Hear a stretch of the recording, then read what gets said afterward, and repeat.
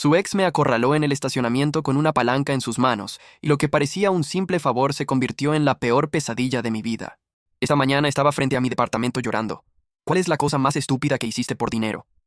Una mañana en el estacionamiento de mi gimnasio, una mujer llamada Lila me ofreció $300 en efectivo para fingir ser su compañero de entrenamiento durante una hora. Dijo que su ex, Bo, podía aparecer porque la estaba siguiendo a lugares al azar, y que no podía estar sola con él porque tenía un temperamento horrible. Deberías ver lo que le hizo al tipo con el que salí después, dijo, pero no dio más detalles. Lila explicó que Bo le mandaba fotos en el supermercado, la biblioteca, su clase de yoga, siempre desde lejos. Le hacía saber que la estaba vigilando. No había ido al gimnasio en semanas porque era su último lugar seguro, pero no podía vivir siempre con miedo. Me entregó el dinero y dijo que solo debía entrenar cerca de ella y acompañarla a su auto después. Que Bo probablemente ni siquiera aparecería, pero necesitaba un seguro. Él tenía una orden de restricción y no podía acercarse si había testigos. Yo necesitaba el dinero, y pensé que probablemente era solo paranoia. Durante los primeros 20 minutos, todo fue normal, y Lila empezó a relajarse. Incluso sonrió mientras hacía sus estiramientos de calentamiento. Se veía como si recordara cómo era no tener miedo. Seguía mirando la puerta, pero poco a poco dejó de hacerlo, concentrándose en su rutina. A las 7:45 se rió y dijo que quizá estaba exagerando, que Boo seguramente ya la había superado. La verdad era que no me desagradaba pasar tiempo con ella, y cuando se disculpaba, le dije que estaba bien, y lo decía en serio. Incluso pensé que podría ser una historia tierna para nosotros en el futuro si jugaba bien mis cartas. Pero entonces la puerta se abrió, Bo entró, y entendí por qué Lila se escondía. Era enorme, el tipo de hombre que no necesita esteroides porque la rabia ya es suficiente estimulante. Sus ojos encontraron a Lila de inmediato, y todo su cuerpo cambió como un depredador que olfatea a su presa. Lila se congeló en medio de una repetición y susurró. Me encontró. Luego siguió moviéndose a la fuerza. Boo fue al banco de press frente a nosotros y cargó 4 discos por lado, presionándolos como si nada, mirándome fijo. Entre series, se flexionaba frente al espejo, asegurándose de que viera cada músculo, el tatuaje en su cuello que decía, muerte antes que deshonor, en letras góticas latiendo con su pulso. Después de 10 minutos se movió a las mancuernas, justo junto a las nuestras, tan cerca que podía ver las venas en su cuello y oler la mezcla metálica de su preentreno con colonia. Cuando Lila intentó cambiar de lugar, él la siguió 30 segundos después, manteniendo exactamente 15 pies de distancia, como si demostrara que podía controlarse, pero eligiera quedarse cerca. Ni siquiera respiraba fuerte pese a levantar pesos que yo no podía mover. Cada vez que yo la asistía, Bo dejaba caer las pesas con estruendo. Todos volteaban a mirarnos, y luego él las levantaba otra vez, repitiendo cada golpe más fuerte. En un momento pasó junto a mí para tomar agua, me dio un empujón en el hombro que me lanzó a un lado y dijo, «Perdón, hermano». Sonriendo con malicia, mientras Lila me sujetaba del brazo para estabilizarme. Su mano quedó en mi hombro un segundo de más, apretando con dolor. Se inclinó lo suficiente para que sintiera su aliento cuando susurró, «Cuidado, estos pisos son resbalosos». Lila temblaba, y Bo se movió a la polea justo detrás de nosotros, jalando toda la torre con un solo brazo mientras no dejaba de mirarme. Empezó a hablar por teléfono, lo bastante alto para que oyéramos. Algunos no saben cuándo están sobrepasados, y es increíble cuántos accidentes ocurren en estacionamientos de gimnasios. Su voz era calma, pero sincronizaba cada comentario con mis movimientos al ayudar a Lila, asegurándose de que entendiera que hablaba de mí. Entre frases, gruñía fuerte con cada repetición, como un animal salvaje. Intentamos movernos al área de cardio, pero Bo subió a la caminadora junto a nosotros, corriendo a máxima velocidad sin sujetarse. Sus pasos golpeaban tan duro que las máquinas temblaban y mi botella cayó del soporte. Cuando otros querían usar máquinas cercanas, los miraba hasta que se retiraban despejando el espacio. Un hombre mayor intentó quejarse, y Bo solo lo miró en silencio, hasta que el hombre recogió sus cosas y se fue del gimnasio por completo. El lugar empezó a vaciarse, y Lila me agarró del brazo diciendo que debíamos irnos mientras aún había gente. En el pasillo, Bo nos siguió a 15 pies exactos, silbando algo alegre que rebotaba en las paredes. En la fuente de agua se detuvo a beber, pero mantuvo los ojos en nosotros reflejados en el espejo, y cuando a Lila se le cayeron las llaves del auto, él sonrió. El estacionamiento estaba casi vacío, nuestros pasos resonaban en el concreto. Los de Bo sonaban más pesados, 3 segundos detrás, hasta que de pronto se detuvieron. Nos volteamos, y ya no estaba, había desaparecido. Lila soltó un sollozo de alivio, y corrió hacia su auto, pero al llegar, Bo ya estaba allí, recostado en la puerta del conductor como si llevara horas esperando. Se levantó del carro y me miró directamente a mí, no a Lila. «Deberías irte», dijo con calma. «Esto no es asunto tuyo». Fue entonces cuando vi la palanca colgando floja en su mano. Las llaves de Lila cayeron y ella se pegó contra mí, su voz quebrada. «Eso le dijiste a Jeremy antes de mandarlo al hospital». Boo sonrió más amplio. «¿No escuchaste? Jeremy murió esta mañana y si este idiota no se mueve, también morirá». Mis piernas se movieron antes de que mi cerebro asimilara lo que Bo acababa de decir sobre Jeremy. Corrí hacia la salida de emergencia a 6 metros, pero Bo dejó caer la palanca con estruendo metálico y se lanzó hacia mí más rápido de lo que alguien de su tamaño debería. Su mano me atrapó del cuello de la camisa y me jaló con tanta fuerza que mis pies se levantaron. La columna golpeó primero contra un pilar de concreto, luego mi cabeza rebotó con un crujido que blanqueó mi visión. Lila gritó y corrió, pero Boo ni la miró. Toda su atención estaba en mí cuando soltó mi camisa y pasó su mano a mi garganta. Sus dedos rodearon mi tráquea y apretaron, no lo suficiente para destrozarla, pero sí para impedirme respirar. Jeremy también se creía valiente, susurró, su aliento caliente en mi cara mientras yo arañaba sus muñecas sin hacerle mella. Manchas negras bailaban en los bordes de mi visión y el pecho me ardía por oxígeno. Mis manos buscaban algo, encontrando su rostro, intentando sus ojos. Pero él giró apenas la cabeza y siguió apretando. Todo se oscurecía cuando mi rodilla subió por instinto y golpeó su ingle con fuerza. Emitió un sonido de animal herido y su agarre se aflojó lo suficiente para que pudiera inhalar con desesperación antes de empujarlo y tropezar hacia la puerta de las escaleras. Detrás, Lila gritaba nuestra ubicación al 911, diciendo que había un intento de asesinato. Beau estaba encorvado maldiciendo, una mano en la entrepierna, pero ya empezaba a enderezarse, el rostro retorcido de ira. La puerta de emergencia era pesada, choqué contra ella con el hombro y casi caí cuando se abrió.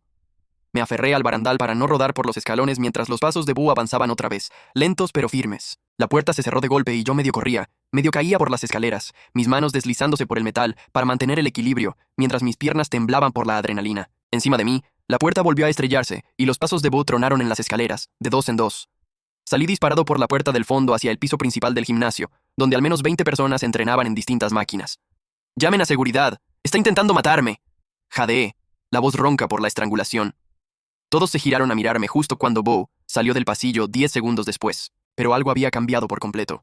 Ahora caminaba con calma, incluso sonriendo un poco, como si hubiéramos terminado un entrenamiento amistoso.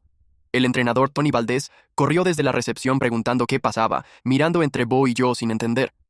Beau fue directo a la fuente de agua y bebió largo, sus ojos muertos fijos en mí sobre el chorro, mientras yo intentaba explicar lo sucedido. Los miembros empezaron a sacar sus teléfonos, algunos grabando, otros llamando al 911. Beau permaneció en su lugar, secándose la boca con el dorso de la mano, completamente sereno, como si nada hubiera pasado. 5 minutos después, el oficial Kyle Brooks entró por la puerta principal, la mano en su arma mientras evaluaba la situación. Beau comenzó a hablar en tono razonable, manteniéndose a 15 pies de Lila. Ella acababa de entrar desde el estacionamiento. Le dijo al oficial que yo lo había atacado después de acosar a su exnovia, que era un tipo que ella había contratado para intimidarlo. Lila mostró la orden de restricción en su celular, temblando tanto que casi lo dejó caer, explicando el arreglo de los $300 mientras Beau sonreía. «Revísale el bolsillo», dijo con calma. «Le pagaron para golpearme. El dinero seguía ahí en mis shorts de gimnasio. 3 billetes de 100 doblados que de pronto me hacían ver como matón a sueldo en lugar de víctima». El oficial Brooks miró el dinero, luego mi garganta amoratada, y después a Beau, inmóvil junto a la fuente. 20 minutos más tarde estábamos en la estación de policía, y la detective Ángela Rivera revisaba las grabaciones en su computadora. Las cámaras mostraban a Beau siguiéndonos por el gimnasio, guardando distancia, y luego siguiéndonos al estacionamiento, pero el enfrentamiento ocurrió en un punto ciego. Ella levantó la vista y explicó que, aunque la violación de la orden de restricción era clara, sin pruebas del asalto real era mi palabra contra la suya. Intento entender por qué Lila escogió a este chico del estacionamiento. ¿Fue al azar o vio algo en él que le hizo pensar que ayudaría?, dijo. Los $300 complicaban todo, porque podían verse como evidencia de que me habían pagado para enfrentarlo. Lila mostró capturas de las fotos de acoso que Beau le había enviado, en el súper, la biblioteca, su clase de yoga. Rivera dijo que necesitaban más para cargos de intento de homicidio. Tomó nuestras declaraciones y prometió dar seguimiento, pero en sus ojos vi que lo consideraba un simple pleito doméstico fuera de control.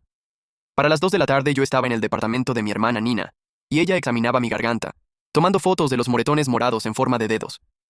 Me regañaba por aceptar dinero de desconocidos mientras documentaba todo, diciendo que tenía suerte de estar vivo. Nina estaba en 2º año de enfermería e insistió en ir a urgencias para dejar constancia oficial, porque su profesor les había enseñado que los casos de violencia doméstica necesitaban evidencia médica.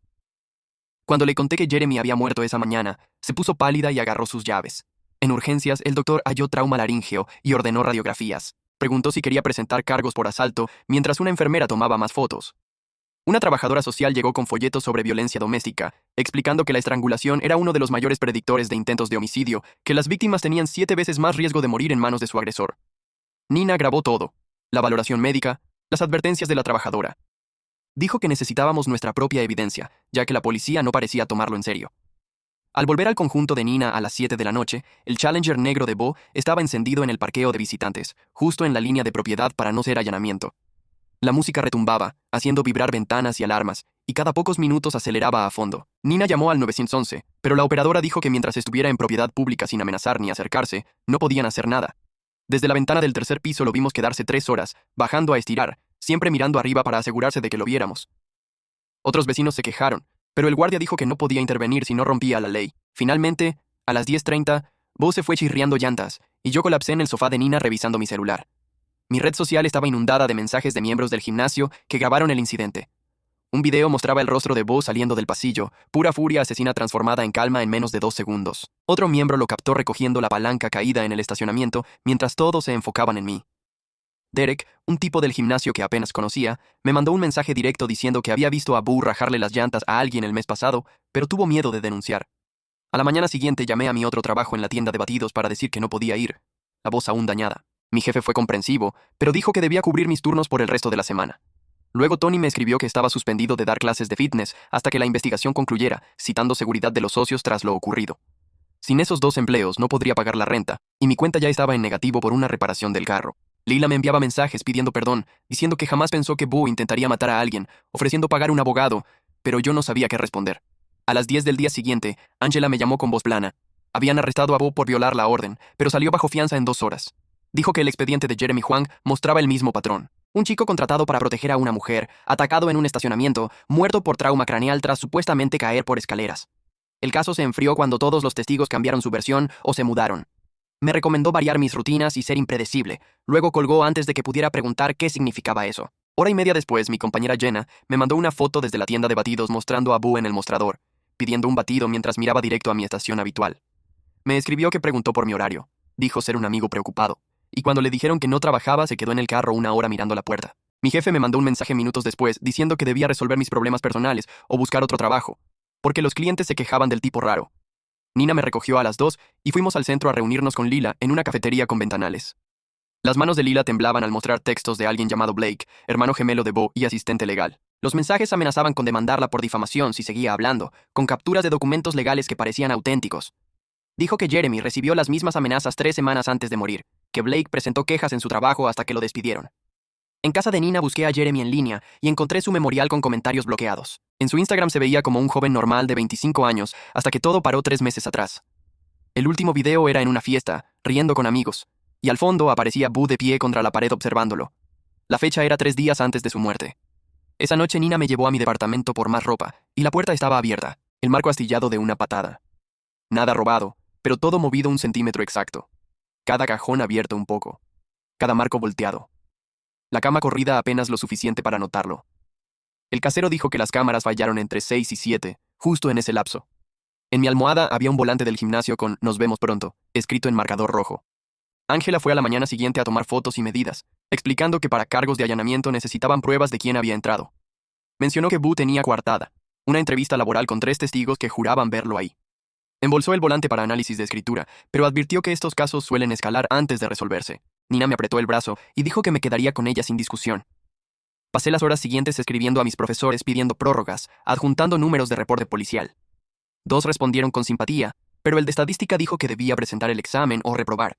No pensaba en la escuela hacía días. Mi vida normal parecía de otro. Nina trajo más ropa de mi departamento, dijo que la puerta ya estaba arreglada, pero tomó lo que pudo cargar.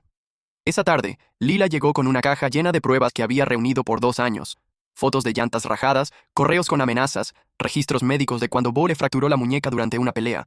Grabaciones de voz donde su tono se volvía más frío al enojarse. Prometía encontrarla donde fuera. Llorando, admitió haber contratado a 3 hombres antes que yo.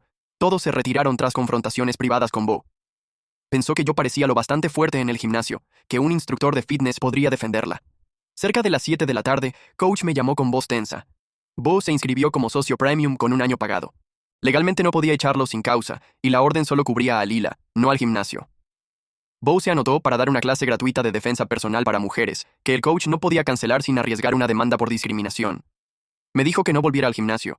Su aseguradora amenazaba cancelar la cobertura tras el incidente del estacionamiento. Sin los trabajos en el gimnasio ni en la tienda de batidos, me quedé sin ingresos. 3 días después estaba en el tribunal por la audiencia de violación de la orden.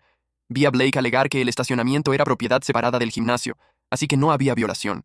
Mostró planos y contratos, señalando que la orden especificaba solo el gimnasio, no estructuras adyacentes. El juez se mostró molesto, pero concedió una prórroga de 2 semanas para revisar los límites de propiedad y determinar si hubo infracción. Bo me miró y sonrió desde el otro lado de la sala, mientras Blake presentaba una contrademanda. acusándome de asalto por dinero, afirmando que había aceptado pago para intimidarlo e iniciado la pelea en el estacionamiento. La forma en que Bo movió cada cosa del departamento exactamente una pulgada me taladraba la cabeza. ¿Cómo lo midió? ¿Trajo una regla? ¿O solo lo calculó a ojo para que todo se sintiera mal sin ser obvio? A la mañana siguiente, Nina nos llevó a una clínica de asistencia legal en el centro, donde un estudiante llamado David revisó nuestros papeles mordiendo la tapa de su bolígrafo. Extendió reportes y fotos sobre el escritorio, negando con la cabeza. Explicó que, sin testigos de la estrangulación, no había caso penal, pero tal vez obtendríamos una orden de protección si documentábamos todo. Nos dio una hoja de planificación de seguridad con casillas para variar rutinas, usar salidas distintas, instalar cámaras, básicamente vivir como prófugos en nuestra propia ciudad. Nina tomó notas mientras yo miraba mis moretones en el reflejo de la ventana, morado y verde como una acuarela enferma. David repitió que debíamos tener cuidado, que tipos como Boo sabían hasta dónde empujar sin cruzar líneas legales, y me dieron ganas de reír porque las líneas legales no significan nada cuando alguien está dispuesto a matarte. Salimos con una carpeta llena de formularios y su tarjeta, que se sentía como llevar un escudo de papel a una pelea de cuchillos. Mi teléfono vibró camino al carro de Nina. Derek del gimnasio había enviado 3 mensajes seguidos. Boo estuvo allí preguntando por mí, diciendo que yo era narco y que lo había atacado por territorio, y la gente lo creía porque vieron el dinero. Un socio ya se quejó con la gerencia por sentirse inseguro conmigo trabajando.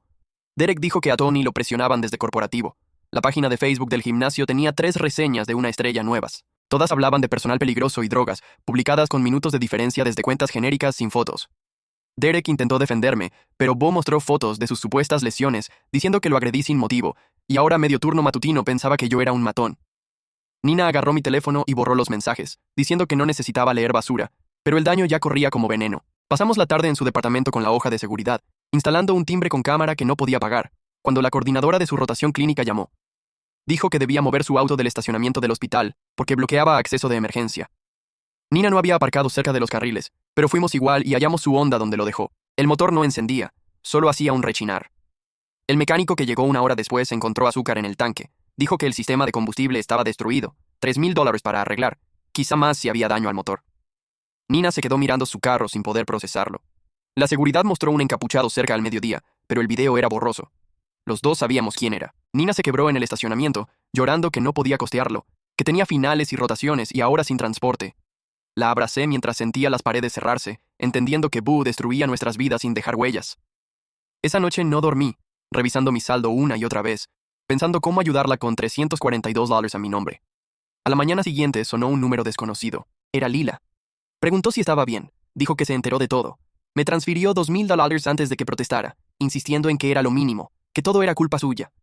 Mencionó que su exmarido era sheriff en otro condado y quizá ayudaría, pero admitió que estaban en disputa de custodia, y Blake, el hermano de Boo, representaba a su ex, así que esa puerta también estaba cerrada. Cada camino de ayuda volvía a la influencia de Boo, a las conexiones de su familia, a la red que nos apretaba. Lila dijo que dejaría Texas la próxima semana, quizá para siempre, y no pude culparla. Después de colgar, me quedé solo en el departamento de Nina mientras ella estaba en la escuela, saltando con cada ruido del pasillo, revisando cerraduras como si sirvieran de algo. El perro del vecino empezó a ladrar, y el corazón se me disparó hasta marearme. Caí en cuenta de que no dormía más de 3 horas seguidas desde el ataque. Se me murió la batería del teléfono, y por 10 minutos no hallé el cargador, la ansiedad trepándome por no ser localizable, por si Nina necesitaba llamarme. Al conectarlo, aparecieron 17 llamadas perdidas de un número desconocido. A la mañana siguiente, el banco llamó por actividad sospechosa. Alguien intentó acceder a mi cuenta desde 3 sucursales distintas, con una identificación falsa lo bastante parecida para engañar a un cajero. Congelaron todo en investigación, dejándome sin acceso al dinero de Lila, ni a mis propios ahorros. El responsable de seguridad mencionó que era el tercer caso esa semana, con víctimas de agresión, como si siguieran un patrón. Abrí la billetera para revisar mis tarjetas y encontré la tarjeta de presentación de Blake Garrett detrás de mi licencia. Yo no la había puesto ahí. El mensaje era claro, tal como Boo quería. Esa tarde, seguridad del campus sacó a Nina de anatomía. Había una denuncia anónima de venta de drogas en su departamento, con fotos mías entrando con paquetes sospechosos que eran bolsas de comida. Nina tuvo que ir de inmediato a disciplina estudiantil, su profesor mirándola como si estuviera contaminada, mientras la escoltaban frente a toda la clase. Su beca quedó bajo revisión. 3 años de notas impecables, reducidos a nada por acusaciones anónimas y fotos fuera de contexto. Nina me llamó llorando desde el baño de la decanatura, susurrando que preguntaban por mí, por actividades ilegales, por si se sentía segura. Esa noche la detective Rivera llegó con noticias que me helaron. La madre de Jeremy quería verme. Había investigado sola la muerte de su hijo, juntando pruebas que la policía no miraba. Rivera no podía decir mucho oficialmente, pero sugirió escucharla. Dijo que ya había visto ese patrón en acosadores que sabían manipular el sistema. Dejó el contacto en un post-it amarillo, su letra cuidadosa como migas de pan. 2 horas después nos reunimos con la señora Huang en un diner de la I-35, cabinas de vinilo cuarteado y luces frías que enferman el rostro. Trajo la laptop de Jeremy en una bolsa, las manos temblando al abrir decenas de videos que él grabó y subió a la nube. Mostraban a Bo siguiéndolo 3 semanas antes de su muerte. Cada vez más cerca, cada vez más audaz. En un video del súper, Bo estaba justo detrás en la fila, lo bastante cerca para respirar en su nuca, sonriendo a la cámara de seguridad como si quisiera ser visto. Otro mostraba su auto siguiendo al de Jeremy 15 millas, manteniendo 3 largos exactos, como presumiendo control. El último, la noche previa, mostraba a Bo acercándose a su ventana en rojo para decir algo apenas audible. La señora Huang pagó mejora de audio, y se alcanzaba a oír a Bo diciendo que Jeremy podía irse de la ciudad o irse en una bolsa. Ella entregó todo a la policía, pero dijeron que el audio era muy distorsionado para la corte, que seguir a alguien no es delito, que las amenazas debían ser explícitas. Me creyó porque el patrón era idéntico, el ritmo de escalada clavado. Nos mostró el informe forense que clasificó la muerte como accidental, caída por escaleras con fractura cervical, aunque Jeremy vivía en una casa de un solo nivel. A la mañana siguiente desperté con el teléfono explotando de notificaciones, mi tío llamando, mi prima mandando capturas. Alguien había publicado mi foto en un sitio de porno vengativo con posts falsos sobre drogas en el gimnasio e involucrando a Nina. Las publicaciones ya tenían cientos de vistas, se compartían en grupos locales y fueron enviadas a mi familia con mensajes de preocupación. El buzón de voz de mi tío exigía saber si de verdad vendía drogas, su tono entre enojo y decepción que me hizo querer estrellar el teléfono. Pasaron 3 días con más posts falsos apareciendo más rápido de lo que podía denunciarlos, el veneno corriendo por la comunidad fitness. El día 7 empezó con la llamada de David de asistencia legal a las 10, emocionado. Si probábamos que Boo hacía esto a múltiples personas cruzando estados, podría entrar la unidad de acosadores seriales del FBI. Ya había hallado 2 víctimas en Houston y San Antonio, demasiado asustadas para hablar a menos que otros lo hicieran. Historias parecidas de acoso que terminaban con mudanzas. Pensé en la hoja de seguridad con casillas para salidas distintas y rutinas cambiantes. ¿Cómo lleva uno ese control diario? David necesitaba documentación de patrones, evidencia que cruzara condados, algo que mostrara terror sistemático, no disputa local. Nina llegó a las 2 con cartulinas y marcadores, su entrenamiento entrando en juego, y exigió documentar con precisión clínica, armando líneas de tiempo. Empapelamos 3 semanas en la pared, codificando por colores los tipos de hostigamiento, y el patrón saltó a la vista. Mañanas laborales para sabotaje profesional, como perfiles falsos y llamadas a empleadores. Tardes para ataques personales, como el allanamiento. Fines de semana para hostigamiento legal con reportes y escritos. Bo operaba esto como un plan militar con objetivos por fase. A las 5, el coach avisó que Bo empezó a ofrecer entrenamientos gratis a quien le diera información sobre mí, y 3 ya aceptaron. Un tipo decía haber visto mi carro en casas de droga, aunque ni carro tengo, claramente alimentado para fabricar testigos. La comunidad que construí en años se convertía en red de vigilancia en mi contra. La audiencia de la contrademanda fue al día siguiente. Desde el inicio fue una pesadilla. Blake presentó declaraciones juradas de 5 socios, diciendo que yo amenacé a Boo varias veces. Relatos demasiado perfectos, pero convincentes para la jueza. Ella lucía escéptica, pero dijo que debía pecar de cautela, concediendo una orden mutua que me prohibía acercarme 100 pies. Blake sonrió. Eso permitía a Boo vetarme de lugares con solo llegar primero. 4 horas más tarde, Lila llamó llorando. Su ex obtuvo custodia de emergencia, basándose en pruebas de que ella contrataba criminales peligrosos para acosar gente, con Blake representándolo gratis y usando mi historial falso como soporte.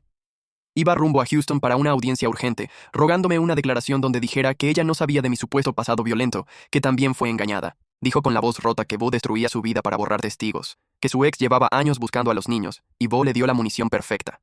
Esa tarde me senté con la señora Huang en su sala revisando los diarios de Jeremy. Páginas de observaciones paranoicas sobre ser seguido, sobre miradas encima, sobre ya no saber en quién confiar. La entrada final, 3 días antes de morir, fue la peor. La letra temblaba al escribir que estaba atrapado en lo imposible. Pelear lo hacía ver agresivo, huir lo hacía ver culpable, esconderse lo hacía desaparecer. La señora Huang me mostró su boleto de autobús a California para el día siguiente a su muerte. Planeaba empezar de cero donde Boo no lo hallara. 4 horas después, Nina llamó gritando. Su supervisora clínica la suspendió por búsqueda de fármacos. Había un video donde robaba medicinas del depósito. Era falso cuando se miraba bien. Su cara estaba rara, como un deepfake barato, pero lo bastante convincente para abrir investigación. Estrelló sus libros contra la pared dejando abolladuras. 3 años de enfermería a punto de perderse porque alguien gastó 1 hora editando. Sin rotaciones, no hay título ni examen. Todo se iba. A la mañana siguiente, Derek del gimnasio llamó desde un número oculto, susurrando que llevaba días grabando conversaciones de Boo, tras oírle mencionar algo llamado Fase 3 que empezaría el domingo, y que me haría correr. Derek tenía horas de audio en su teléfono, a Boo hablando con Blake, coordinando con gente que nunca había oído, armando algo más grande que acoso. Él estaba aterrado, pero dispuesto a compartir las grabaciones si protegíamos su identidad, sabiendo lo que le pasó a Jeremy y sin querer ser el siguiente.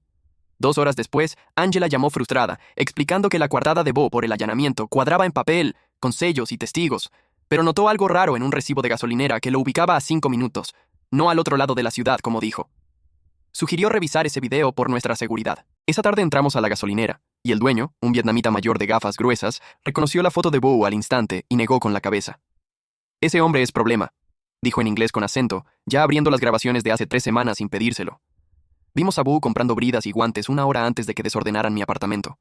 La hora encajaba perfecto entre sus sellos falsos. El dueño quemó el video en un USB y nos lo entregó, advirtiendo que tuviéramos cuidado porque Bo lo había amenazado por tener cámaras que leían placas en el estacionamiento.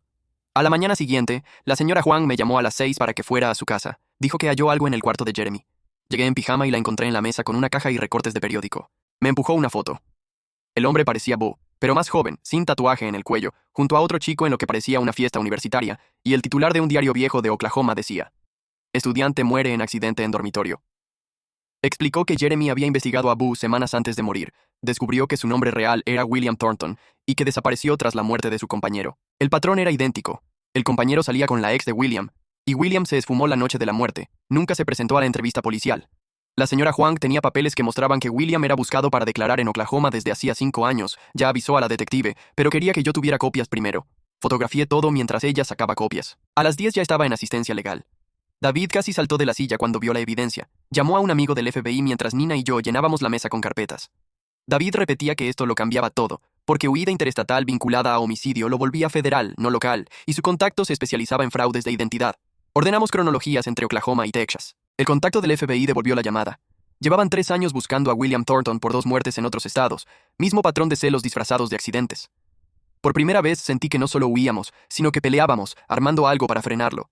Nina se fue a las 2 a su reunión obligatoria por la suspensión, y yo volví al depa a limpiar sin parar. Fregué encimeras hasta pelarme las manos. Ordené su librero alfabéticamente, doblé su ropa, cualquier cosa para no pensar en la audiencia.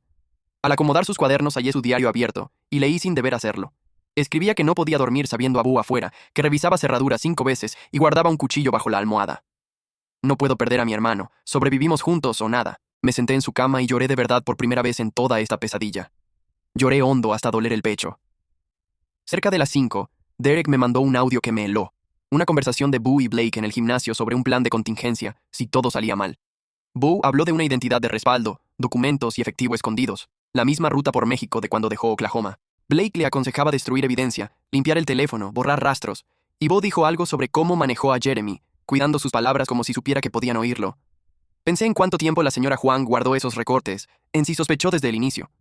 Derek se había escondido en vestidores para grabar, jugándose el pellejo, y dijo que se iría de Austin al día siguiente. A las 8 de la mañana siguiente, Nina y yo nos reunimos con la agente especial Carla Matthews en el edificio federal. Una mujer que parecía capaz de hacer press de banca a Bo ella sola, que escuchó todo sin interrumpir. Sacó un expediente grueso y dijo que seguía a William desde hacía 3 años por 4 estados, que nuestras pruebas calzaban con su análisis. Necesitaba una pieza para arrestarlo ya. Prueba de comunicaciones interestatales para el acoso. La teníamos, porque las publicaciones de porno vengativo venían de servidores en California, según el chico de TI que conocía a Nina.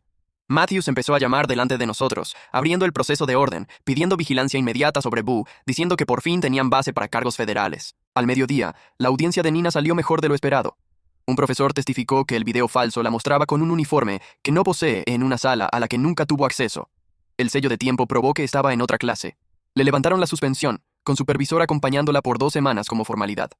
Nina aceptó agradecida por seguir en el programa. Por la tarde, Lila escribió desde Houston, en casa de su hermana. Perdió custodia temporal, pero su abogada descubrió que Blake ni siquiera tenía licencia para derecho de familia, solo penal, volviendo inválidos muchos documentos. Sus hijos estaban a salvo con su padre, lejos del alcance de Bo, y aunque estaba destrozada, dijo que estábamos ganando aunque no se sintiera así. Cerca de las 7, mientras hacíamos cena, oímos pesas golpeando en el gimnasio del edificio. Miramos por la ventana, y Bo entrenaba mirándonos fijo. Otros se quejaron en la oficina, pero administración dijo que era invitado de alguien, y no podían echarlo, técnicamente sin violar la orden porque era otro recinto. Cada repetición era lenta, como si nos aplastara con la mirada. La agente Matthews nos pidió documentar todo con fotos y video, que el arresto era inminente, pero que no fuéramos a ningún sitio solos, que mantuviéramos el teléfono cargado y listo para el 911. A la mañana siguiente, el coach me citó en un parque, no en el gimnasio. Llegó exhausto, temeroso pero decidido. Dijo que investigó a Bo por el seguro del club. Halló que trabajó en 3 gimnasios donde miembros sufrieron accidentes por fallas de equipo en el momento exacto. Cada víctima lo había enfrentado o denunciado. Tenía declaraciones de 2 dueños que lo vetaron por incidentes sospechosos. Se disculpó por cortarme al inicio. Su abogado le pidió neutralidad mientras juntaba evidencia, pero ahora estaba listo para testificar. Esa tarde, Derek mandó un último video antes de irse. Era seguridad del gimnasio mostrando a Bo manipulando una polea un mes atrás, antes de que a un socio que se quejó de su conducta se le reventara el cable y casi le aplastara la garganta. La trampa era sutil. Bo tapando las cámaras con su cuerpo, pero desde este ángulo se veía aflojar pernos y deshilachar el cable. Derek ya iba camino a Dallas a quedarse con sus padres, demasiado asustado para seguir en Austin, pero quería que tuviéramos todo lo que reunió en 2 semanas. Nina extendió los archivos de Derek junto a las carpetas de la señora Huang mientras yo buscaba registros públicos. Cada documento añadía otra pieza de la historia real de Boo, o de William, como aprendimos. Phoenix en 2018. Un luchador universitario hospitalizado por daño cerebral tras una pelea de bar. Denver en 2019. Un compañero que cae por escaleras y se rompe el cuello. Oklahoma City en 2020. Un miembro del gimnasio muerto por esteroides con pinta rara. San Antonio en 2021. Un colega que se ahoga tras un retiro de empresa. Cada ciudad dejaba a alguien muerto o marcado. La agente llamó mientras uníamos la cronología y confirmó 2 casos más en Nevada y Nuevo México. Dijo que el patrón mostraba escalada clara de asalto a homicidio en 6 años. A las 8 de esa noche sonó mi teléfono, y mi ex casero gritaba que mi apartamento estaba incendiado. Bomberos hallaron acelerante en mi cuarto. El contrato seguía vigente y el seguro me cargaba todo. Todo lo que no alcancé a sacar se perdió. Álbumes de la universidad, el reloj de mi abuelo. Bo publicó una selfie en el gimnasio a la hora exacta del fuego con 3 personas de fondo. A la mañana siguiente, la agente llamó con malas noticias. La orden se retrasaba. El nuevo abogado de Bo impugnaba con éxito el ángulo de comercio interestatal. Dijo en confidencia que Bo compró un boleto solo ida a Ciudad de México. Salía en 3 días. Necesitábamos algo contundente para frenarlo o desaparecería para siempre. La señora Huang nos presentó a la familia Johnson, cuyo hijo Tyler fue el compañero de cuarto en Oklahoma. Tenían fotos de lesiones que calcaban el patrón de Jeremy en hospital. Los moretones en los brazos de Tyler eran idénticos a los de Jeremy. Juntos, nuestras 3 familias eran un patrón imposible de negar. Los Johnson estaban dispuestos a hacerlo público si ayudaba a detenerlo. Grabé mi declaración en la sala de Nina. La voz se me quebraba al describir el miedo constante y mirar atrás en cada esquina, sin saber si ese era el día. Nina me sostuvo la mano fuera de cámara mientras hablaba de no saber dónde podía aparecer. La agente dijo que mi testimonio podía ser clave si lográbamos impedir que Boo huyera. Quedaban 2 días para su vuelo y se nos acababan las opciones. Nina me despertó a las 6 con mensajes de nuestros padres. Alguien les envió fotos mías, supuestamente vendiendo drogas y amenazas de exponer una empresa criminal familiar. Papá exigía respuestas mientras mamá lloraba por lo que dirían los vecinos. Vivían a 600 millas, pero Bo los encontró y consiguió su dirección. Nina tomó el teléfono y explicó todo mientras yo metía ropa en una bolsa por si tocaba huir. Esa mañana, Derek publicó en redes los videos del gimnasio mostrando los episodios de rabia de Boo, etiquetando a la prensa local. El coach reportó violaciones de membresía a la Asociación Nacional de Fitness por seguridad. La señora Huang abrió una página, Justicia para Jeremy, que consiguió 500 compartidos en 2 horas. Atacábamos su reputación por todos los flancos, volviéndolo tóxico. Esa tarde, Blake apareció en el departamento de Nina con una carta de cese y desista, amenazando demandas por difamación. Nina empezó a grabarlo con el celular mientras él hablaba de lealtad familiar. Admitió que su hermano era peligroso, pero dijo que la familia es la familia. Cuando notó la grabación, manoteó el teléfono y me interpuse. Retrocedió, advirtiendo que no sabíamos lo que estábamos provocando. La agente llamó a las 5 con más frustración. La orden estaba sellada por una jueza con la que Blake había sido pasante. Iban a apelar, pero tardaría al menos 48 horas. El vuelo de Boo salía en 18 horas, y nos sugirió buscar vías legales para hacerle perder el avión. El sistema fallaba otra vez. Dijo que pelearía dentro de la ley. Esa noche, Bo apareció con flores en la clínica de Nina. Dijo en recepción que era su novio y quería disculparse por su comportamiento. Seguridad no lo dejó pasar, pero esperó 3 horas en el lobby. Nina salió por el muelle de carga, y él la siguió por millas entre el tráfico hasta que entró a la comisaría y se despegó. El sargento dijo que seguir a alguien no era delito sin amenazas ni contacto. Pasaron 3 días probando límites sin cruzar la línea. A las 5 de la mañana sonó mi teléfono. La señora Huang lloraba. Había contratado a un investigador que localizó un trastero de Bo cerca del aeropuerto, lleno de identificaciones falsas y efectivo. El detective privado no podía entrar legalmente, pero tomó fotos por una rendija, al menos 3 pasaportes y un arma. Ella enviaba todo a la agente del FBI y a cada canal local en Austin ahora mismo. Para las 8, la historia estaba en todos lados. Acosador serial aterroriza comunidad fitness de Austin. Su foto llenaba la pantalla mientras reporteros entrevistaban socios frente al gimnasio. En 1 hora, 3 personas más llamaron a la cadena diciendo que Boo las había acosado en los últimos 5 años. El coach salió en cámara anunciando veto inmediato en toda su red de gimnasios en Texas. Las noticias repetían el video de seguridad de Bo siguiéndome por el estacionamiento, con expertos hablando de escaladas de violencia. Mi teléfono no paraba con mensajes de gente que creyó sus mentiras y ahora pedía perdón. A las 11, Blake llamó gritando que Boo estaba destrozando su oficina, lanzando computadoras por las ventanas. Se oía vidrio romperse y a Blake pidiendo al 911 antes de cortarse la llamada. 10 minutos después, Blake texteó que Boo se había ido, no sin antes arrasar con todo y amenazar con matarlo. Dijo que Boo gritaba que él arruinó todo involucrando a demasiada gente. La alianza de los hermanos se rompió y Blake por fin estaba lo bastante asustado para cooperar con la policía. A la 1, estábamos en el FBI mientras coordinaban con el aeropuerto por el vuelo de las 3. Cada minuto se hacía eterno mientras dábamos declaraciones por separado. Una agente mencionó que llevaban años siguiendo a un tal William Garrett en Oklahoma, sin evidencia suficiente. Dijo que William desapareció hace 3 años, justo cuando Boo apareció en Austin como por arte de magia. Las piezas encajaban, no era la primera vez que corría de crímenes usando identidades falsas. A las 3:15, la agente llamó. Seguridad del aeropuerto tenía a Boo detenido. Intentó abordar con una identificación falsa igual a la de las fotos del trastero y peleó cuando lo confrontaron. Las cámaras mostraron que rompió la nariz a un TSA y lanzó a otro contra un muro antes de ser reducido. En minutos, todos los canales pasaban a Boo esposado, gritando amenazas en el terminal. La agente dijo que enfrentaba cargos federales por agredir a oficiales y fraude de identidad, además de todo lo demás. Advirtió que ganamos esta ronda, pero la batalla legal apenas empezaba y tomaría meses. A la mañana siguiente lo vimos en la lectura de cargos federal. Se declaró no culpable. La fiscal mencionó posibles cargos de homicidio por el caso de Jeremy, y la señora Huang lloró en silencio. Boo me miró fijo toda la audiencia. Cuando la jueza apartó la vista, articuló: «Estás muerto. Lento». La jueza negó fianza, riesgo extremo de fuga. Por primera vez en 2 semanas, estaba encerrado. Esa tarde, Nina volvió a sus rotaciones con un supervisor atento y empático, impresionado por cómo documentó todo. Sus compañeros que dudaron se disculparon tras ver las noticias. Nina me texteó que tomar la presión se sentía raro después de todo, pero al menos existía un poco de normalidad. A la mañana siguiente, Rivera llegó con noticias que hicieron llorar de alivio a la señora Huang. Reabrían el caso de Jeremy como homicidio, gracias al video de la gasolinera que hallé. Mostraba a Boo siguiéndolo esa noche, destrozando su coartada de estar en casa. Rivera dijo que Blake cooperaba ahora y aportaba evidencia de los crímenes en Oklahoma a cambio de inmunidad. Tenía registros de todo, incluso fotos que Boo le enviaba de víctimas previas. Con su testimonio y lo nuevo, Boo probablemente no volvería a ver la calle. Lila subió desde Houston con la custodia de vuelta, tras tumbar documentos falsos de Blake en la corte. Nos vimos en una cafetería. No paraba de pedir perdón, decía que sabía que Boo era peligroso, pero el miedo la rebasó. Inició un grupo de apoyo a víctimas de acoso para ayudar a otros a no pasar por esto. Antes de irse, me entregó un sobre con $2,000. No es suficiente, pero es lo que puedo. Esa noche dormí 8 horas seguidas por primera vez en 3 semanas. A la mañana siguiente, Nina hizo panqueques y desayunamos sin mencionar el nombre de Boo, lo que se sintió como avance. Tenía docenas de mensajes de socios disculpándose por creer que yo era el acosador. El coach llamó para ofrecerme el trabajo de vuelta con aumento y medidas de seguridad nuevas en instalación. Todo era como salir de debajo de la tierra, pero yo seguía revisando cerraduras. Seguía mirando sobre el hombro y sobresaltándome con puertas bruscas, pero al menos Boo estaba tras las rejas. La fiscal federal llamó. El juicio sería en 6 meses y todos deberíamos testificar. Con lo reunido, incluida la cooperación de Blake, Boo miraba a 25 a cadena perpetua.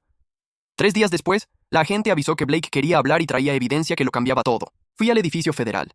Blake estaba en una sala con su abogado, 2 agentes y cajas de cuadernos que escondió por años.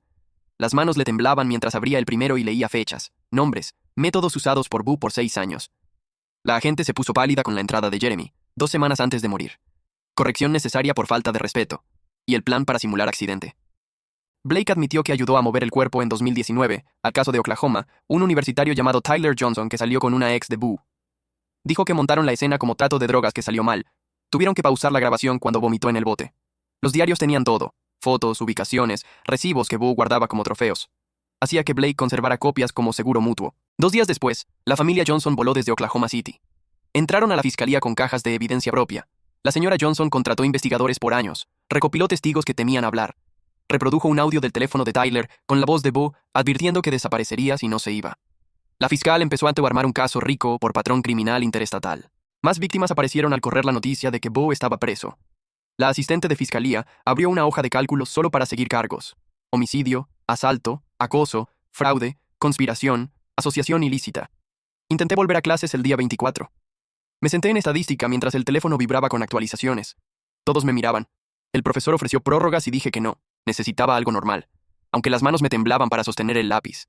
Sabía cada fórmula, pero no podía concentrarme. Veía la cara de Boo en los números. Cuando recibí el examen con un 37%, fui al carro y lloré hasta que Nina me encontró. Me abrazó mientras yo decía que Boo había roto todo, incluso lo que nunca tocó. Dijo que vivir importaba más que una nota. 2 días después, Derek declaró ante el gran jurado con memorias USB de grabaciones del último año. La fiscal puso una donde Boo hablaba de remover obstáculos permanentemente y otra donde detallaba lo que haría a quien se le cruzara. Derek identificó fechas y contexto. Otros socios contaron lo suyo, incluida Sarah, que por fin denunció una agresión en el estacionamiento hace 6 meses. Las imputaciones se multiplicaban con cada prueba nueva. En la audiencia 28, Boo sorprendió despidiendo a su abogada pública y anunciando que se representaría solo. La jueza pasó 20 minutos explicando por qué era una idea terrible, pero él insistió en su derecho y en una hora presentó 17 mociones para desestimar por conspiración. Su pena para todos, incluido yo. Querían intimidar desde la mesa de defensa. Nos asignaron protección federal, agentes que nos escoltaban, revisaban pisos y correo. 2 días después, la señora Huang organizó un memorial para Jeremy en Silker Park, donde él corría. Unas 50 personas llegaron, incluidos otros heridos por Boo. Hicimos círculo y compartimos historias de Jeremy y de sobrevivir la violencia. La prensa fue respetuosa, enfocada en su vida, no en su muerte. Blake dijo a su abogado que Boo lo vio en la TV de la cárcel, enloqueció y destrozó la celda, golpeó a su compañero hasta que lo pasaron a aislamiento. ¿Cómo escondió Blake esos diarios 6 años si eran socios en crímenes? Saber que Boo escribió 2 semanas antes de Jeremy me hace pensar que Blake supo y no pudo frenarlo. Aún en aislamiento, Boo encontró cómo alcanzarnos. Nos llamaban de madrugada desde teléfonos desechables con solo respiración. Dejaron ratas muertas en la puerta de Nina. Cartas enviadas a mis padres con fotos mías en el gimnasio ese día rodeadas en rojo. El FBI rastreó todo a 3 reclusos que admitieron que Boo les pagó con ramen y tarjetas telefónicas y lo trasladaron a custodia federal en otra cárcel. No pude dormir. Seguí revisando cerraduras.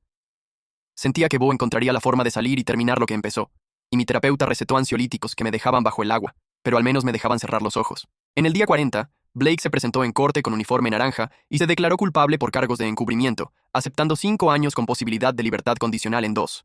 Durante su alocución, habló 40 minutos sobre cómo Boo lo controló desde niños, amenazó con matar a su familia si no ayudaba, lo hizo creer que no valía nada sin su protección. Nombró a cada familia y pidió perdón. La voz rota al llegar a la señora Huang. Ella no lo perdonó, pero le agradeció por decir la verdad por fin, y la sala quedó en silencio salvo por llantos. El juez pidió receso, y yo salí con las piernas temblando mientras se llevaban a Blake para su propia audiencia de sentencia. Pasaron 3 semanas antes de volver a funcionar. La terapeuta del FBI me recibió en una oficina mínima con ruido blanco que hacía todo irreal. Le conté que miré el retrovisor 20 veces en el camino. Le hablé de dormir con un bate junto a la cama, de ver la cara de Boo en cada hombre alto del supermercado. Escribió TPT en su libreta y dijo que mi cerebro quedó anclado en modo supervivencia, que Boo reconfiguró mis nervios para esperar peligro en todas partes. Le conté la pesadilla de su fuga y de que venía por mí. Dijo que el trauma distorsiona la realidad, que recuperar es volver a sentir seguridad aunque nunca sea absoluta. La fiscalía llamó 2 días después. Boo rechazó una oferta de cadena perpetua sin libertad condicional. Exigía juicio porque, según él, yo orquesté todo para robarle a Lila. La fiscal se rió y dijo que los narcisistas prefieren morir antes que admitir que se equivocan, que ya presentó 17 mociones, incluso una acusando al FBI de conspirar conmigo. Durante voir dire tuve que pasar a su lado en el pasillo. De pronto se soltó de los guardias y se lanzó hacia mí con las manos buscando mi garganta. Llegó a 1 metro gritando que arruiné su vida antes de que 4 guardias lo tiraran al mármol. Se rompió la nariz contra el piso. Yo me quedé inmóvil, sin voz, mientras Nina me apartaba. La fiscal dijo que mi congelamiento era de manual en TPT. Sumaron intento de asalto y lo mandaron a aislamiento. 2 días después, el coach subió al estrado con un USB repleto de video de seguridad, mostrando todo lo que Boo hizo en el gimnasio. El jurado lo vio seguirnos, golpear pesas cuando yo tocaba a Lila, darme un empujón en el pasillo, intimidar socios hasta vaciar el salón.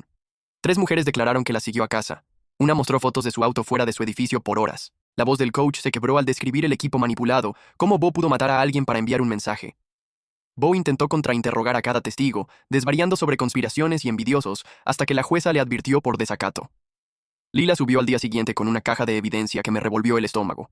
Mostró fotos de moretones en sus costillas y registros médicos de 3 hospitales. Presentó reportes policiales de 5 años que no llevaron a nada porque Boo siempre convencía a todos de que estaba loca. Contó cómo la aisló de amigos y familia, la hizo renunciar al trabajo, rastreó su teléfono, controló su ropa y sus llamadas. Lo miró directo y dijo que no la había quebrado, que ella sobrevivió. Boo saltó gritando amenazas tan violentas que la taquígrafa dejó de teclear. Lo sacaron a rastras mientras gritaba que ella le pertenecía y que mataría a quien la tocara, y varios jurados lloraban cuando la jueza pidió receso. Mi testimonio duró 4 horas al día siguiente, y Boo insistió en interrogarme él mismo, preguntando por mis finanzas, insinuando que yo era un prostituto que lo atacó por dinero. Quiso saber cuánto me pagó Lila, si tuvimos sexo, si planeé todo. La jueza lo advirtió 8 veces y él siguió forzando, intentando enfurecerme, romperme como rompió a todos en su vida. Respondí cada pregunta con calma, dije la verdad, y vi su cara enrojecer al notar que el jurado no compraba su historia. El testimonio de la señora Huang destruyó cualquier resto de simpatía. Reprodujo un buzón de voz de Jeremy la noche que murió. Con la voz temblorosa decía que si algo le pasaba, era por Bo. Que Bo le había dicho que esa noche pagaría por hablar con Lila. La sala quedó en silencio salvo por el llanto de ella mientras mostraba los diarios con meses de amenazas y acoso. Bo dijo que el audio era falso, que Jeremy estaba inestable. Pero entonces entraron los diarios del mismo Bo que entregó Blake. Ahí escribió que resolvería lo de Jeremy al día siguiente. La analista del FBI presentó una línea de tiempo del patrón de Bo en 5 estados a lo largo de 15 años. 12 víctimas confirmadas, 3 muertes, incluida la de Jeremy. Mostraron su escalada de acoso a violencia, cómo cambiaba de estado cuando se calentaba el entorno, arrasando vidas en Texas, Oklahoma, Nuevo México, Arizona y Nevada. Su alegato final fue un disparate. Dijo que el FBI, su hermano, la fiscalía y yo conspiramos por envidia de su éxito con mujeres. Miró a cada jurado y dijo que recordaría sus caras, que se arrepentirían, y la jueza sumó cargos por manipular al jurado. El jurado deliberó 6 horas y volvió con culpable en los 43 cargos, incluido homicidio, intento de homicidio, acoso, asalto, fraude y conspiración. Bill no mostró nada hasta que leyeron el homicidio de Jeremy. Entonces me sonrió y articuló: «Nos vemos pronto», mientras lo sacaban con grilletes. Nina me sostuvo la mano al salir del tribunal, pero yo no podía sacudirme la sensación de que, incluso con condena, nunca estaría del todo a salvo. 2 días después, en la sentencia, la jueza lo llamó depredador y le dio cadena perpetua sin libertad condicional, más 340 años consecutivos. Beo intentó dar un discurso diciendo que yo era el criminal y todo era un montaje, pero cuando empezó a amenazar a la jueza lo sacaron a la fuerza. El mazo cayó y legalmente terminó, pero yo sabía que el trauma no obedece al mazo, que seguiría mirando atrás por el resto de mi vida. 2 meses después del juicio, Blake empezó a escribir cartas desde prisión a todos los que Bo dañó. La primera llegó a mi departamento un martes y casi la tiré sin abrir. Blake escribió 3 páginas pidiendo perdón por ayudar a rastrear gente y por no frenarlo cuando todo se complicó. Enumeró cosas que Bo hizo y nunca se denunciaron: peleas en Houston, 2 mujeres acosadas en Dallas.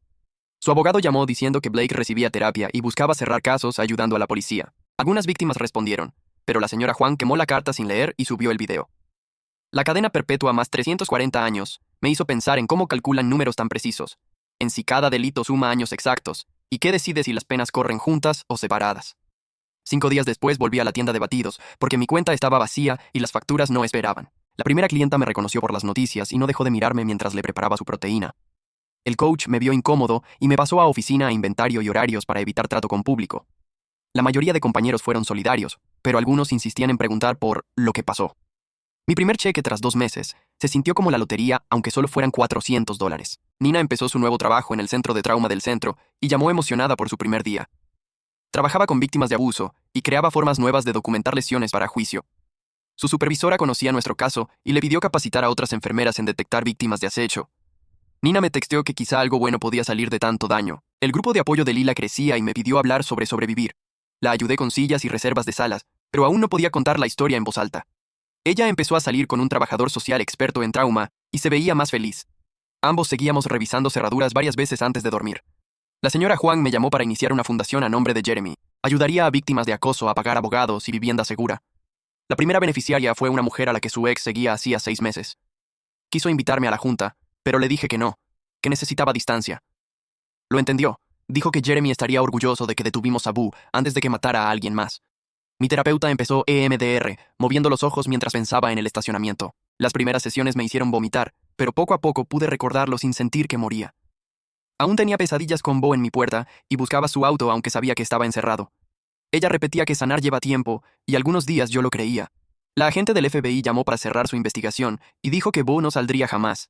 Nos vimos por café y me dio su número personal. Dijo que había llevado cientos de casos y que pocos terminaban con el tipo en prisión. Guardé su tarjeta junto a la foto de Nina y yo en su graduación. La universidad abrió cursos de verano en línea y me inscribí para recuperar lo que perdí durante el juicio. La tarea de estadística parecía tonta después de casi morir, pero tener horario me ayudó a sentirme normal. El profesor escribió para preguntar si estaba bien tras ver las noticias y respondí que iba en camino. Derek voló desde Dallas y fuimos al gimnasio por primera vez desde todo. Señaló la banca donde Boo levantaba pesos absurdos y ahora solo era equipo normal. Entrenamos 1 hora sin miradas ni susurros sobre lo ocurrido. Por 60 minutos fuimos 2 tipos comunes levantando peso. En el día 100, cenamos con nuestros padres que se quedaron en la ciudad para ayudarnos a volver a lo normal. Papá asó hamburguesas mientras mamá decía que me veía muy flaco y debía comer más. Hablamos de los pacientes de Nina y de mis clases de verano, de cosas normales en vez de juicios y trauma. Después se fueron y nos sentamos en el sofá sin hablar, sin necesitarlo. Lo logramos y salimos distintos pero respirando. El departamento estaba en silencio salvo por el aire acondicionado, y por primera vez no revisé las cerraduras antes de dormir. Fue algo pequeño, pero era mío. Bien, creo que aquí es buen punto para cerrar por hoy. Gracias por acompañarme y dejarme meter mis 2 centavos en el camino. Si llegaste al final, deja un comentario. Me encanta leer todos sus comentarios.